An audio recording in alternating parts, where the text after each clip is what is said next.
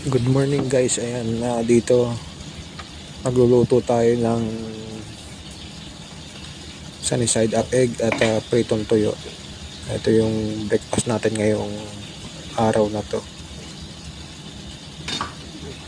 Mamaya maya ng konti tapos kumain. Ayan, kasama ko pala sa kusina si Toto. Marami kami kasi dito sa loob ng ng flat. Marami kami pero lahat kami dito puro kabayan. Common yung kusina na ginagamit namin. Ganyan dito sa Dubai. Kahit yung mga toilet dito, ayan, common. Pag nagluluto kami sa umaga, ganyan. Habang nagre-ready sa pagpasok, yung iba naliligo, yung iba nagluluto na. Para hindi nagkakasabay-sabay sa kusina. Pero paminsan nagkakataon na sabay-sabay kami nagluluto sa kusina, kaya medyo masikip. Ayan. Pero normal naman yan dito. Kung ano yung madaling lutuin, papaunahin ka na nila. Ikaw muna unang paglulutuin. Tapos yun, pagtaas mo sila naman. Ganun lang naman. Masarap kasi ang tuyo sa umaga. Tapos yun, sunny side up. Tapos fried rice.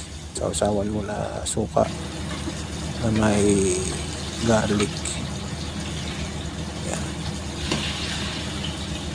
Kaya kumakain ng tuyo sa umaga, yan, sana hindi masiselan sa mga ulam, breakfast sa umaga.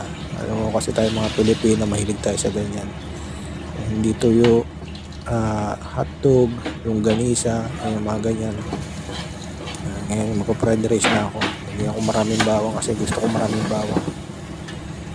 Sarap ng fried rice na maraming bawang. Habang si Toto sa kabila naman luluto ng baka yata yan, pang tanghalian na niya.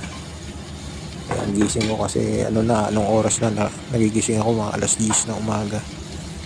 Tapos kakain yan. Dapat mga 11 nakakain na ako niyan. Kasama na yung pagkain ko hanggang gabi yan. Alam mo, sa kusina libre naman lahat. Katrabaho ko sa restaurant, libre naman pagkain.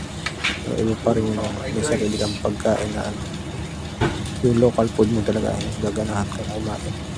Tapos konting asin, lagyan natin yung fried rice niya, konting asin. Yan. Tapos konting halo-halo lang, mix lang yan. Pero 3 to 5 minutes okay na yan, pwede tayo kumain. Hanggang dito na lang.